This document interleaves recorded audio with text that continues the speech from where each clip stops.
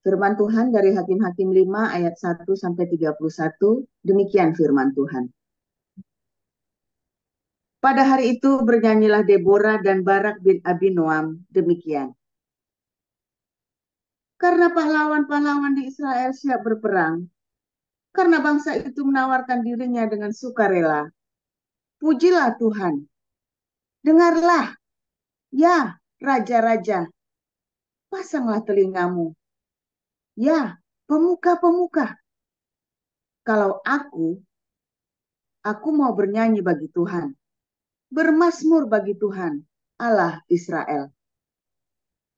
Tuhan, ketika engkau bergerak dari Seir, ketika engkau melangkah maju dari daerah Edom, bergoncanglah bumi, tirislah juga langit, juga awan, tiris airnya.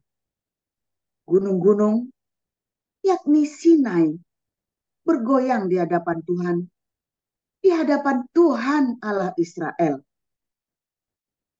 Dalam zaman Samgar bin Anat, dalam zaman Yael, kafilah tidak ada lagi. Dan orang-orang yang dalam perjalanan terpaksa menempuh jalan yang berbelit-belit. Penduduk pedusunan diam-diam saja di Israel. Ya, terdiam-diam. Sampai engkau bangkit. Deborah bangkit sebagai ibu di Israel. Ketika orang memilih Allah baru, maka terjadilah perang di pintu gerbang. Sesungguhnya perisai ataupun tombak tidak terlihat di antara 40.000 orang di Israel. Hatiku tertuju kepada para panglima Israel, kepada mereka yang menawarkan dirinya dengan sukarela di antara bangsa itu. Pujilah Tuhan. Kamu yang menunggang keledai betina putih. Kamu yang duduk di atas permadani. Kamu yang berjalan di jalan. Ceritakanlah hal itu. Di tempat-tempat penimbaan air. Menurut suara orang-orang yang berdendang. Di sanalah orang menyanyikan perbuatan Tuhan yang adil. Perbuatannya yang adil terhadap orang-orangnya di pedusunan di Israel. Pada waktu itu turunlah umat Tuhan ke pintu gerbang. Bangunlah, bangunlah, Deborah, bangunlah, bangunlah, nyanyikanlah suatu nyanyian. Bangkitlah, Barak, dan giringlah tawananmu, hai anak Abinoam. Lalu turunlah para bangsawan yang terluput. Umat Tuhan turun baginya sebagai pahlawan. Dari suku Efraim mereka datang ke lembah mengikuti engkau, ya suku Benyamin, dengan laskarmu. Dari suku Makir, turunlah para panglima. Dan dari suku Zebulon, orang-orang pembawa tongkat pengerah. Juga para pemimpin suku Isakar menyertakan Deborah. Ulang. Juga para pemimpin suku Isakar menyertai Deborah. Dan seperti Isakar, demikianlah Naftali menyertai Barak. Mereka menyusul dia dan menyerbu masuk lembah. Tetapi pihak pasukan-pasukan suku Ruben ada banyak pertimbangan. Mengapa engkau tinggal duduk di antara kandang-kandang sambil mendengarkan seruling pemanggil kawanan? Di pihak pasukan-pasukan suku Ruben ada banyak pertimbangan. Orang Gilead tinggal diam di seberang sungai Yordan. Dan suku Dan, mengapa mereka tinggal dekat kapal-kapal? Suku Asher duduk di tepi pantai laut, tinggal diam di teluk-teluknya. Tetapi suku Zebulon ialah bangsa yang berani, mempertaruhkan nyawanya. Demikian juga suku Naftali di tempat-tempat tinggi di padang. Raja-raja datang dan berperang. Pada waktu itu raja-raja Kanaan berperang dekat Ta'anah pada mata air di Megido. Tetapi perak sebagai rampasan tidak diperoleh mereka. Dari langit berperang bintang-bintang. Dari peredarannya mereka memerangi Sisera. Sungai Kison menghanyutkan musuh. Kison, sungai yang terkenal dari dahulu kala itu. Majulah sekuat tenaga, hai jiwaku. Ketika itu menderaplah telapak kuda, karena berpacu lari kuda-kudanya. Kutukilah kota Meros, firman malaikat Tuhan. Kutukilah habis-habisan penduduknya, karena mereka tidak datang membantu Tuhan sebagai pahlawan. Diberkatilah Yael, istri Heber, orang Keni itu, melebihi perempuan-perempuan lain. Diberkatilah ia, melebihi perempuan-perempuan yang di dalam kemah. Air diminta orang itu, tetapi susu diberikannya dalam cawan yang indah, disuguhkannya dadih. Tangannya diulurkannya mengambil patok. Tangan kanannya mengambil tukul tukang. Ditukulnya Sisera, dihancurkannya kepalanya. Diremukkan dan ditembusnya pelipisnya. Dekat kakinya, orang itu rebah, tewas, tergeletak. Dekat kakinya, orang itu rebah dan tewas. Di tempat ia rebah, di sanalah orang itu tewas, digagahi. Dari jendela Ibu Sisera menjenguk dan berseru dari tingkap. Mengapa keretanya tak kunjung datang? Mengapa kereta-keretanya belum kedengaran? Yang paling bijak di antara dayang-dayangnya menjawab. Dan ia sendiri juga membalas perkataannya itu. Bukankah mereka mendapat jarahan dan membagi-baginya? Gadis seorang dua untuk setiap orang, jarahan, kain berwarna sehelai dua untuk Sisera, jarahan kain sulaman aneka warna sehelai dua untuk leherku. Demikianlah akan binasa segala musuhmu, ya Tuhan. Tetapi orang yang mengasihinya bagaikan matahari terbit dalam kemegahannya. Lalu amanlah negeri itu 40 tahun lamanya. Demikian. Ya, silakan Pak Mauli.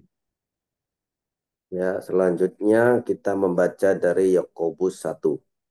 Salam dari Yakobus, hamba Allah, dan Tuhan Yesus Kristus kepada kedua belas suku di perantauan. Saudara-saudaraku, anggaplah sebagai suatu kebahagiaan apabila kamu jatuh ke dalam berbagai-bagai pencobaan. Sebab kamu tahu bahwa ujian terhadap imanmu itu menghasilkan ketekunan. Dan biarkanlah ketekunan itu memperoleh buah yang matang, supaya kamu menjadi sempurna dan utuh dan tak kekurangan suatu apapun.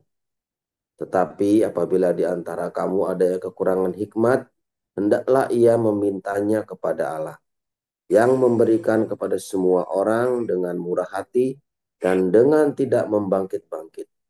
Maka hal itu akan diberikan kepadanya. Hendaklah ia memintanya dalam iman, dan sama sekali jangan bimbang. Sebab orang yang bimbang sama dengan gelombang laut yang diombang-ambingkan kian kemari oleh angin.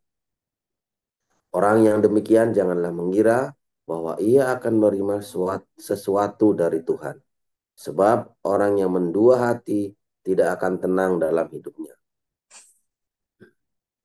Baiklah saudara yang berada dalam keadaan yang rendah, bermegah karena kedudukannya yang tinggi. Dan orang yang kaya karena kedudukannya yang rendah, sebab ia akan lenyap seperti bunga rumput. Karena matahari terbit dengan panasnya yang terik dan melayukan rumput itu, sehingga gugurlah bunganya dan hilanglah semaraknya. Demikian jugalah halnya dengan orang kaya di tengah-tengah segala usahanya, ia akan lenyap. Berbahagialah orang yang bertahan dalam pencobaan, sebab apabila ia sudah tahan uji, ia akan menerima mahkota kehidupan yang dijanjikan Allah kepada barang siapa yang mengasihi dia. Apabila seseorang dicobai, janganlah ia berkata pencobaan ini datang dari Allah. Sebab Allah tidak dapat dicobai oleh yang jahat, dan ia sendiri tidak mencobai siapapun. Tetapi tiap-tiap orang dicobai oleh keinginannya sendiri, karena ia diseret dan dipikat olehnya. Dan apabila keinginan itu telah dibuahi, ia melahirkan dosa. Dan apabila dosa itu sudah matang, ia melahirkan maut. Saudara-saudara yang kukasihi, janganlah sesat. Setiap pemberian yang baik dan setiap anugerah yang sempurna datangnya dari atas, diturunkan dari Bapa segala terang, padanya tidak ada perubahan atau bayangan karena pertukaran. Atas kehendaknya sendiri, ia telah menjadikan kita oleh firman kebenaran, supaya kita pada tingkat yang tertentu menjadi anak sulung di antara semua ciptaannya. Hai saudara-saudara yang kukasihi, ingatlah hal ini. Setiap orang hendaklah cepat untuk mendengar, tetapi lambat untuk berkata-kata dan juga lambat untuk marah. Sebab amarah manusia tidak mengerjakan kebenaran di hadapan Allah. Sebab itu, buanglah segala sesuatu yang kotor dan kejahatan yang begitu banyak itu, dan terimalah dengan lemah lembut firman yang tertanam di dalam hatimu, yang berkuasa menyelamatkan jiwamu. Tetapi hendaklah kamu menjadi pelaku firman, dan bukan hanya pendengar saja. Sebab jika tidak demikian, kamu menipu diri sendiri. Sebab jika seorang hanya mendengar firman saja dan tidak melakukannya, ia adalah seumpama seorang yang sedang mengamat-amati mukanya yang sebenarnya di depan cermin. Baru saja ia memandang dirinya, ia sudah pergi atau ia segera lupa bagaimana rupanya. Tetapi barang siapa meneliti hukum yang sempurna, yaitu hukum yang memerdekakan orang, dan ia bertekun di dalamnya, jadi bukan hanya mendengar untuk melupakannya, tetapi sungguh-sungguh melakukannya, ia akan berbahagia oleh perbuatannya. Jikalau ada orang menganggap dirinya beribadah, tetapi tidak mengekang lidahnya, ia menipu dirinya sendiri. Maka sia-sialah ibadahnya. Ibadah yang murni dan yang tak bercacat di hadapan Allah Bapa kita ialah mengunjungi yatim piatu dan janda-janda dalam kesusahan mereka dan menjaga supaya dirinya sendiri tidak dicemarkan oleh dunia. Amin.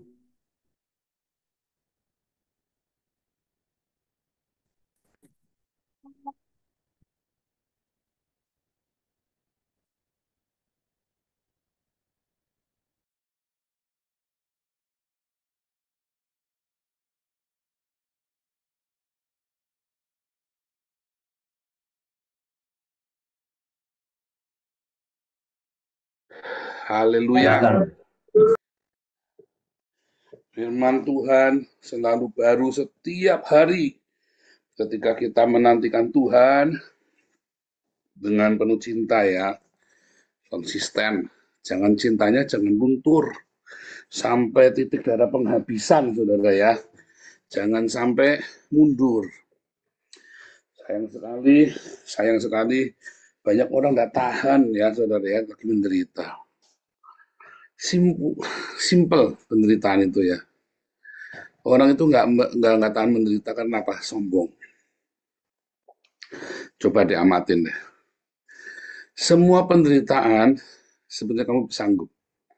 Tuhan itu kasih kita anugerah untuk menanggung penderitaan. Yang buat kita nggak tahan apa? Ketika kita direndahkan, ya nggak? Bahkan sakit pun orang sanggup menahannya, saudara. Sakit pun orang sanggup menahannya. Aduh sakit, wah sakit cancer atau kuat apa ya, semua orang tahan, sanggup.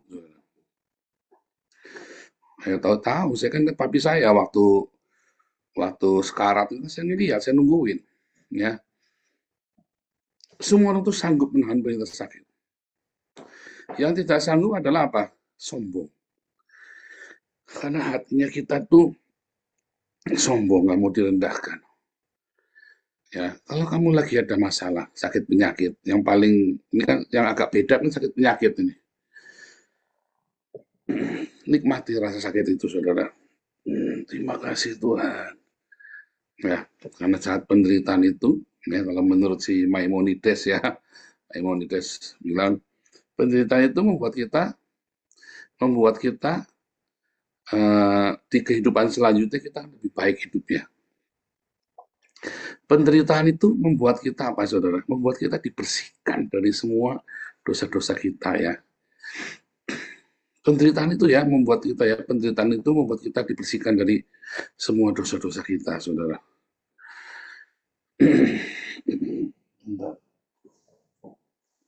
Tetapi masalahnya kenapa kita tidak tahan menderita? Karena kita maunya enak. Nah, itu maunya enak. Contoh lagi, anak-anak di tempat panti yang anak-anak Down syndrome dan cacat ya, kami itu melayani di sana. Ada orang yang menderita, enak menderita sekali, saudara. Saya tahu ini orang sakit sekali, ya. Dan kadang-kadang dia harus kejang, ya, atau dia harus ditahan ya. Jadi kepalanya sering ditahan begini ya, karena bisa tiba-tiba ditahan. Itu sakit sekali, saudara. Itu sedang kesakitan. Ya. Dia tahan. Tetapi penderitaan yang dialami, dia tidak tahu kalau itu menderita. Yang membuat dia merasa menderita kalau dia merasakan sudah enak. Nah, orang kalau lagi cacat begitu, Down syndrome, terus dia kencingnya itu mesti pakai selang, saudara ya. Terus diikatkan di pahanya dia, ininya ya, kantong kencingnya itu ya, diikatkan di pahanya dia. Karena dia tidak bisa menggunakan alat kelaminnya untuk kencing.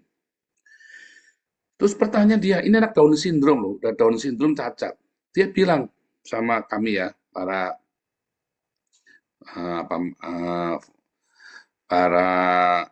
perawatnya, ya, para perawatnya.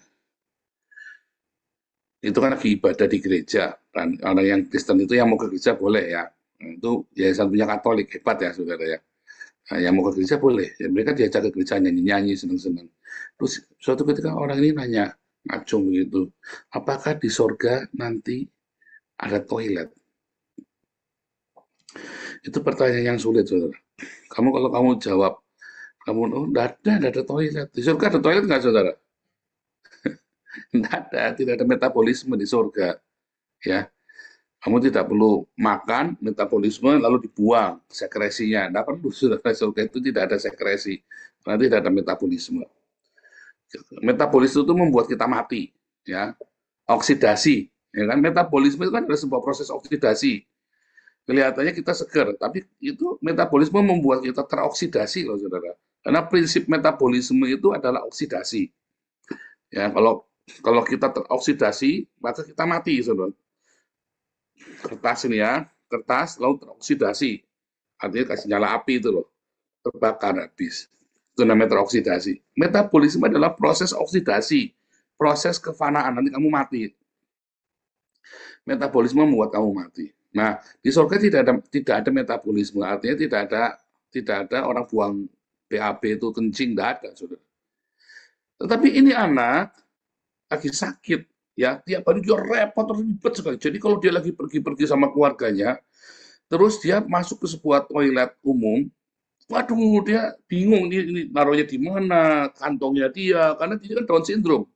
Jadi dia hanya pakai yang sudah ada. Oh, pertama dia harus keluarkan kantongnya dia masih bersih, lalu kemudian dia harus kosongkan dulu, dituang ke ini itu, wah, ada segala macam. Dan dia jijik orangnya, kalau ada kotor-kotor itu dia jijik. Jadi dia tanya, di surga ada toilet nggak? Mas, kamu mau bilang nggak ada, saudara? Surga nggak ada toilet. Anak ini kira-kira, wah, aku nggak mau masuk surga, nanti toilet itu saya bingung. Benar nggak? Maka Anda harus jawabnya sama orang ini apa? Oh, nanti kamu sembuh. Sembuh itu apa? Kamu tidak seperti ini lagi. Kenapa tidak sekarang aja? Kalau Tuhan belum menyembuhkan kamu, lo kenapa Tuhan tidak menyembuhkan saya? Tambah bingung lagi nanti kamu bertanya. Pertanyaan yang simpel, tapi kamu tidak akan bisa jawab. Akhirnya si pendetanya itu yang di surga nanti ada toilet enak sekali. Karena dalam otaknya si orang Down syndrome ini, di surga itu semuanya enak, termasuk toiletnya enak. Dan dia tidak memikirkan bahwa dia itu sedang sakit. Dia tidak berpikir bahwa dia sakit. Dia berpikir itulah normal. Ya, dia berpikir itu adalah normal yang dialami. Nah, tetapi kita, karena kita biasa normal, tiba-tiba sakit. Lalu kita bilang ini nggak enak. Saudara, saya biasa hidup miskin dari kecil ya. Jadi kalau waktu saya di Salatiga, saya kuliah, saya ngekos dulu saya di asrama mahasiswa, lalu saya pindah kos. Di kos itu tempatnya, aduh saudara, yang namanya kos-kosan rumah tua ya, rumah rubuh gitu ya. Kayak kayu semua, yang ada temboknya pun ya separuh kayu, rumah semi permanen begitu. Ya buat saya biasa saja, rumah saya juga nggak lebih bagus. Ya, tapi bagi orang-orang yang punya duit, begitu dia masuk ke kos-kosnya kita, eh, jijik gimana gitu ya. Buat kita bersih, itu kosnya bersih banget, saudara ya. Bersih banget, itu yang punya itu apa namanya itu rumah warisan, yang punya itu angkatan laut semua ya. Itu semua angkatan laut semua, itu marinir semua yang punya itu ya. Kakak beradik itu marinir semua. Nah, ibunya, neneknya nggak mau pergi ke Jakarta, jadi dia tetap tinggal di Salatiga. Kita nungguin si nenek ini ya. Dan itu rumah tua semi permanen. Ya kita biasa tinggal di situ. Suatu ketika saya pindah ke Jakarta kerja. Di Jakarta kita ngekos ya sudah biasa, ya kan? Tapi bagi orang-orang, wah itu hebat sekali ya kamu, hebat. Biasa. Terus tiba-tiba kita pergi ke Palembang, tempatnya para preman zaman tahun 2000, itu kan preman-preman orang musuk di jalan itu. Ya buat saya biasa saja. Orang saya dilingkungi dengan orang-orang gila semua. Di kampung saya itu banyak preman juga. Jadi kalau saya di Palembang itu ya biasa saja. Tetapi orang itu heboh. Ya, orang itu heboh. Karena ada pembandingnya. Kalau saya tidak ada pembandingnya, saya lebih jelek, lebih buruk. Jadi ya, saya hari ini saya di Eropa, nggak punya duit ya saudara ya. Tapi saya bahagia saja. Ya, kenapa yang saya biasa tidak punya duit kok? Walaupun saya pernah punya uang, ya kan. Tetapi saya udah biasa, tidak apa-apa, tinggal menyesuaikan saja. Anggap aja saya lagi kos, saya lagi berjuang lagi. Kan begitu kan? Nah, ada pembandingnya. Nah, kesombongan dalam hidup kita yang nggak tahan ketika kita punya pembanding-pembanding ini, saudara. Ya, sehingga kita kalau lagi melewati penderitaan, tekadnya nggak kuat. Anda kalau lagi kerja, ditekan sedikit sama bosmu, jepat. Saudara. Padahal kamu orang kere.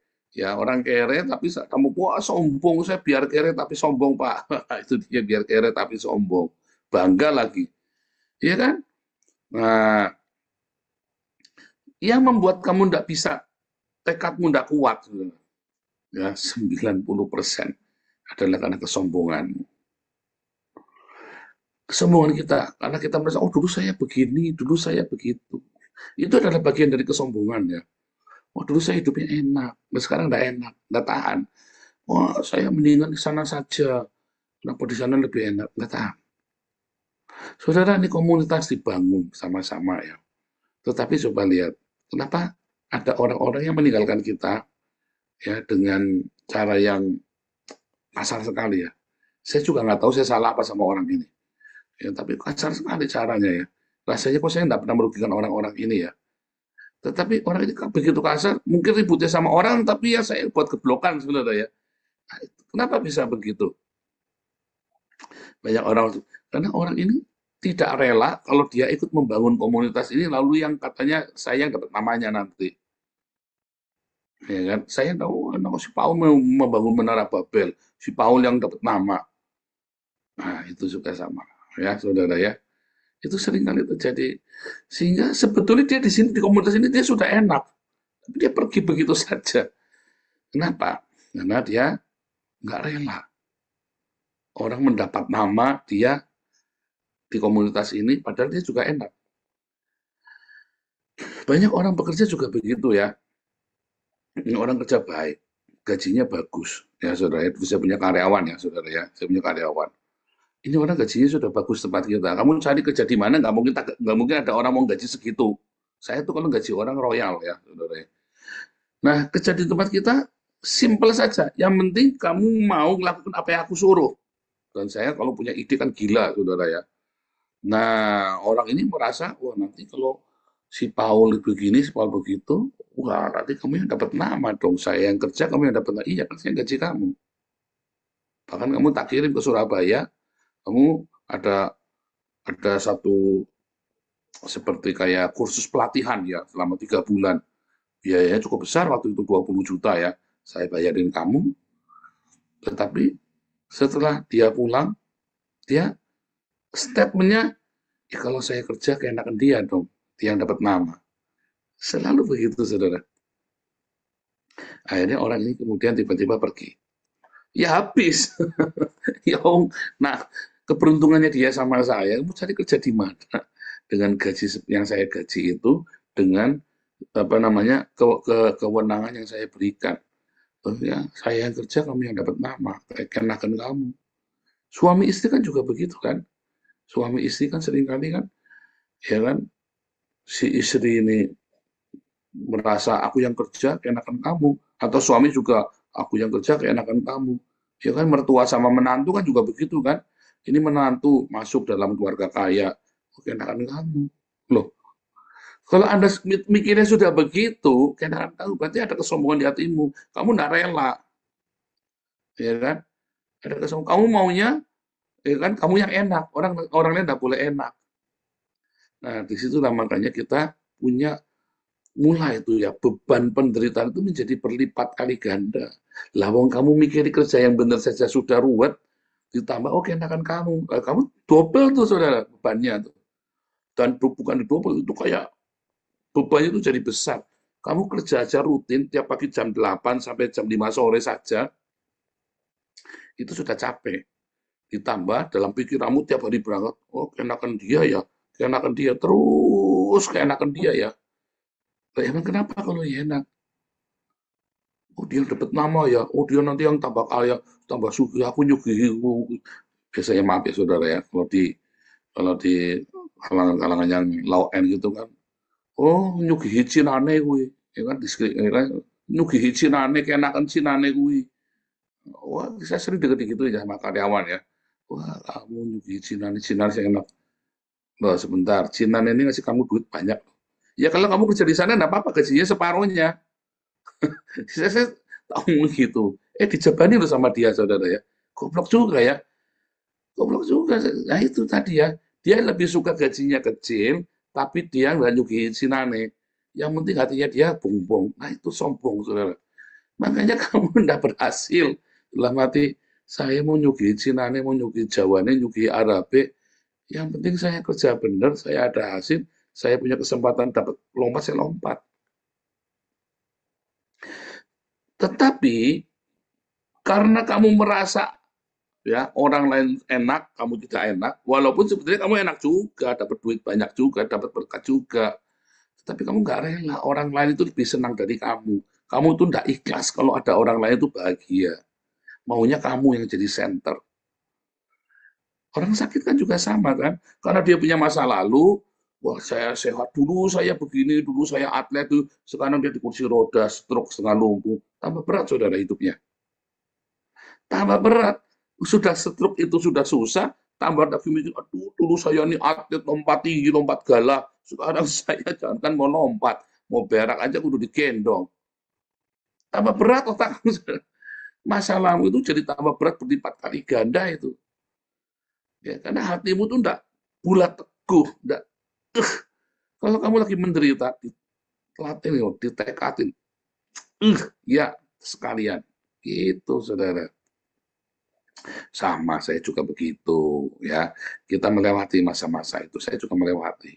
Cuman, memang dalam 10 tahun ini, Tuhan itu ajari benar-benar ya. Kamu lihat. Jadi saya belajar dari karyawan-karyawan yang kurang ajar ini, saya juga belajar ya. Pantesan, mereka itu sudah dikasih enak, itu ya itu namanya balung ireng kalau isinya orang Cina itu, orang Tionghoa itu kan bilang itu balung ireng. Ada balung kuning itu balung emas itu loh. Kamu coba itu kalau dikremasi itu kan balungnya ada yang emas, ada yang hitam katanya begitu ya. Tahayul tapi ya. Maksudnya balung ireng itu sial. Kamu sudah dikasih enak pun, kamu dasarnya kamu ya sial, ya sial. Ada orang yang hidupnya menderita tetapi selalu beruntung. Padahal dia ini ya dalam pencobaan pun dia selalu beruntung, namanya balung kuning. Nah, itu balung ireng, dasar balung ireng, sudah dikasih enak aja, dia tinggalkan enak, dilepehin, dia masuk ke yang tidak karu-karuan. Dia lebih suka tidak karu-karuan gara-gara kesombongannya dia. Gara-gara kesombongannya dia. Ya. Anda jangan meremehkan kata sombong loh, saudara ya. Kamu pikir sombong itu kalau kamu jadi sombong itu ya, itu kamu musuhnya Tuhan. Dari kata sombong, dari sombong itulah kamu bimbang. Coba kamu rendah hati. Ya, kalau orang merendah itu ya, kalau orang rendah hati itu enak, saudara ya. Hatinya mantap. Kenapa orang rendah hati hatinya lebih mantap? Kalau dia tidak mencapai sesuatu, ya sudah, memang jatahku sekian. Oh, enggak bisa, aku harus lebih banyak dari sekian. Kalau dia lagi sakit, ya dah ini mungkin bagianku, memang aku layak menerima. Ya kan? Di masa lalu aku aku tidak jaga kesehatan, aku tidak rajin olahraga, makanku tidak dijaga. Tapi wah, kalau orang sombong kan dia nyalain ini, nyalain itu. Wah, dulu karena ini sih, karena itu. Kalau orang sakit kamu ya sudah, sekarang aku harus menikmati. Dulu aku hidup perkasa, gagah perkasa, ganteng, cantik. Sekarang aku udah layu dan loyo. Sekarang ya gimana supaya aku yang layu dan loyo ini tetap aku bisa berguna. Sakit entah apa, ya memang harus dijalanin. Semua orang punya salib, punya pergumulan sendiri. Mantap hatimu, saudara. Malah sembuh. Malah banyak yang sembuh. Ini Pak TJ ini salah satunya yang bikin saya bilang, wah, ini contoh yang bagus. Sudah sakit stroke, cuman bisa gerakin jari tok, saudara ya, buat mouse itu ya. Ngomong nggak bisa, apa nggak bisa. Sekarang duduk manis, naik sepeda keliling kota, saudara.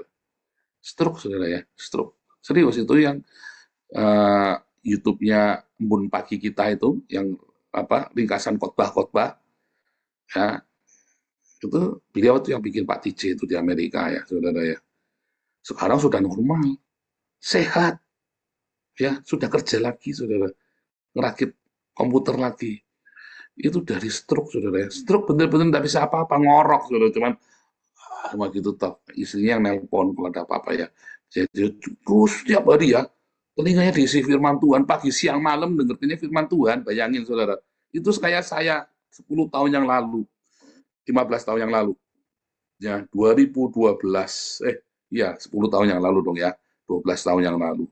Dalam masa-masa pemulihan saya itu tiap hari saya dengarkan firman Tuhan. Bangkit imannya, saudara. Kamu lagi masa-masa lagi susah, ya tiap hari kamu dipakai headphone dengarkan firman Tuhan. Lagi mau tidur dengarkan firman Tuhan. Saya saja mau tidur, ya, saya dengarkan. Ini sekarang saya khotbah nih ya. Saya mau tidur nih nanti malam nih, ya. Saya setel lagi yang tadi saya khotbah. Seringkali yang saya ngomong ini seperti Tuhan tuntun, dan itu tiba-tiba menguatkan hati saya lagi, saudara. Yang saya khotbahkan itu menguatkan hati saya lagi. Nah, Anda harus belajar begitu. Ini Pak TJ ini tiap hari dengarkan firman Tuhan ya, saudara ya. Beneran deh. Dengarkan apa itu? Gundulmu pe, dia langsung kaget, saudara, kayak dihardik setannya, saudara ya. Wah, sembuh beneran ya. Sudah sepedaan Pak TJ ini. Beneran sembuh dari cuma bisa menggerakkan tangannya doang, saudara ya. Sembuh beneran ya. Oh, ajaib. Sekarang dia bingung mau kerja karena kan dia kemarin dapat, kalau di Amerika kan kita nggak bisa sembarang kerja, nggak bisa sembarang berhenti. Itu ada aturannya ya, saudara. Kalau enggak kita nanti kere langsung bisa jadi gelandangan.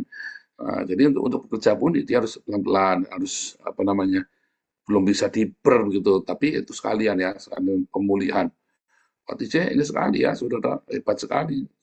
Tiap hari ya bikinkan ringkasan buat Anda itu, Embun Paginya ya, makanya Anda dengar gampang.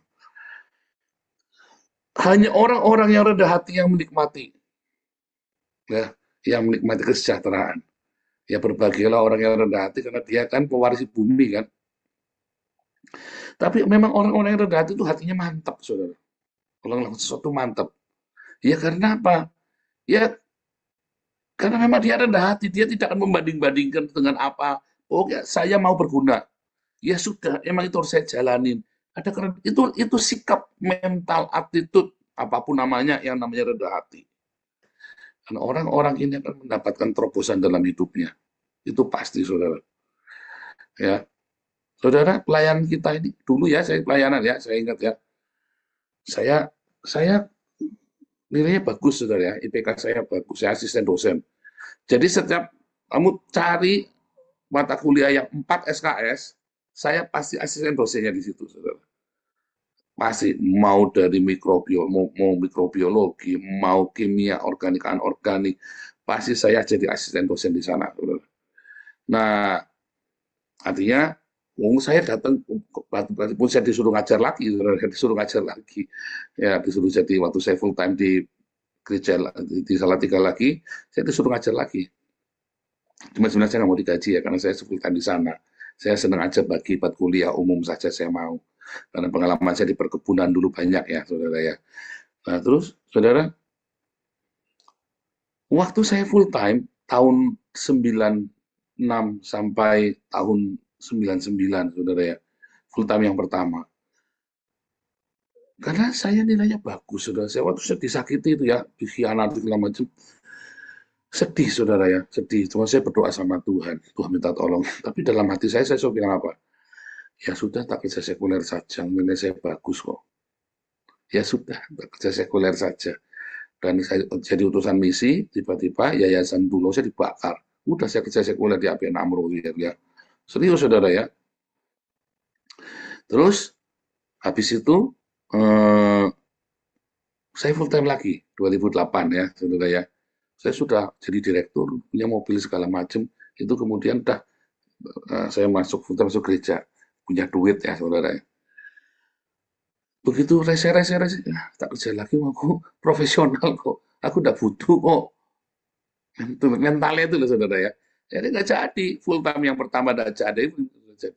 Tapi hari ini, saudara ya, 2013 saya ketemu Tuhan Yesus, November, Desember ya, sekitar bulan itu.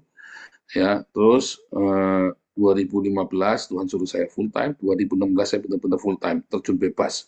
Ya, 10 tahun pokoknya. 2015 saya full time, sampai hari ini ya, 10 tahun. Kenapa enggak goyang, saudara?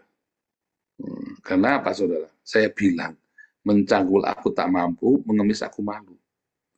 Jadi waktu saya dengar baca ayat itu, mencangkul aku tak mampu, mengemis aku malu. Nggak ada pilihan lagi. Aku hanya bisa jadi hamba Tuhan. Hari ini pelayanan kita diberkati luar biasa, saudara. Mantap hati saya. Loh, saya mengalami bimbang, saya mengalami ya. Karena banyak pilihan. Anak itu kalau ngasih tahu, kamu itu pilihannya selalu bagus-bagus ya. Iya, sehingga saya bingung mesti milih yang mana. Nah, sekarang tidak ada pilihan, saudara. Sehingga udah tak jalani ini jadi hamba Tuhan. 10 tahun sudah ya, saya melayani sepenuh waktu ya. Dan pelayanan kita makin berkati Tuhan, makin besar, makin besar. Bukan karena saya hebat. Bukan, saudara. Mencangkul aku malu, mencangkul aku tak mampu, mengemis aku malu, katanya bendahara yang tidak jujur itu kan. Ingat nggak tuh perumpamaan bendahara? Ya sudah. Kalau bahasa Jawa itu tresnoning lokaliane, bukan tresnoning apa? Tresnoning saka kulino ya. Orang cinta karena kebiasaan. Oh enggak, dia cinta karena nggak ada pilihan lain. Ya udah kepaksa sama Apeng misalnya kan. Istrinya Apeng ini, waduh, tanya istri Apeng, Cik, kenapa mau sama Apeng? Pasti jawab ya kejeblos. Misalnya begitu ya. Tanya sama Ana, kenapa mau sama Paul? Ya kejeblos, dulu kejebak. Tahu begitu udah sama Paul. Kan begitu, saudara ya.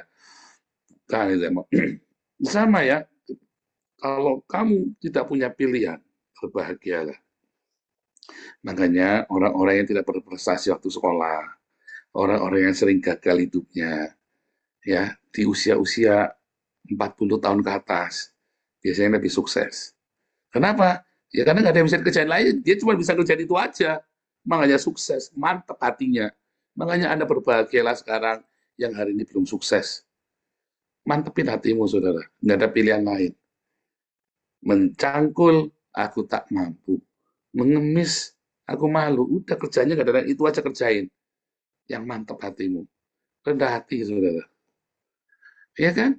Jangan merasa kamu bisa. Jangan merasa aku hebat. Aku pasti bisa, aku pasti hebat. Nyatanya hari ini Tuhan pakai saya. Ya bukan karena saya hebat, bukan yang saya mampu, saudara. Bukan karena sesuatu yang saya senang dan saya mampu, loh. Tetapi sesuatu yang menurut saya, pengembalaan itu bukan bidang saya, saudara. Ya, penggembalaan, gini. Ya, bukan bidang saya. Tapi Tuhan pakai saya justru hal yang saya ketawa terbahak-bahak. Ya, Eh, rendah hati, hatimu nanti mantap. Tuhan Yesus memberkati.